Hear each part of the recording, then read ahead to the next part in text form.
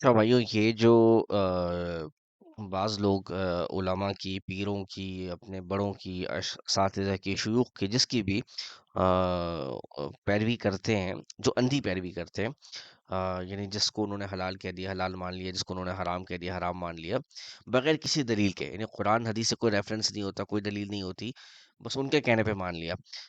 ठीक है, तो ये अपने अंदर ये एक अमल जो है वो शिर्क के अंदर आता है। और इसके हवाले से कुरान हदीस में बड़ी वाज़ेह रहनुमाई मौजूद है, मैं आपको दिखा देता हूँ। ये देखिए, सुनन तिरमिज़ी है, उसकी हदीस नंबर 3095 है, और उसके अलावा सिलसिला अहादीस सहीहा इसमें 126 नंबर हदीस है।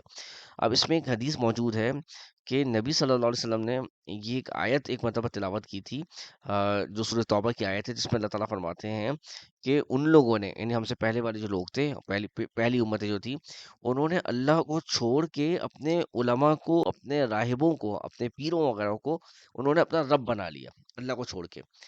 तो हज़रत अदी बिन हातिम कहते हैं कि उन्होंने कहा नबी सल्लल्लाहु अलैहि वसल्लम से कि हम तो उनकी इबादत नहीं करते थे, जब हम उस हालत में थे तो हम उनकी इबादत तो नहीं करते थे।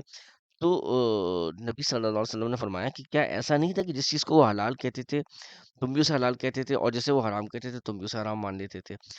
तो यानी, और फिर फरमाया कि यही इनकी इबादत है, फ़तिल का इबादत हूँ। ठीक है?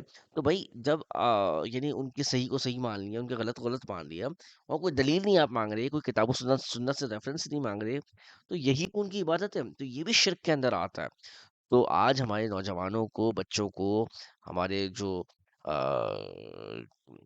नौजवान हैं, उनको इस हदीस पर गौर करना चाहिए कि क्या कहीं हम भी तो कोई ऐसा काम नहीं कर रहे? तो अल्लाह ताला से हमें दुआ करनी चाहिए कि अल्लाह ताला हमारी हिफ़ाज़त फ़रमाए इस अमल से, यानी शिर्क से।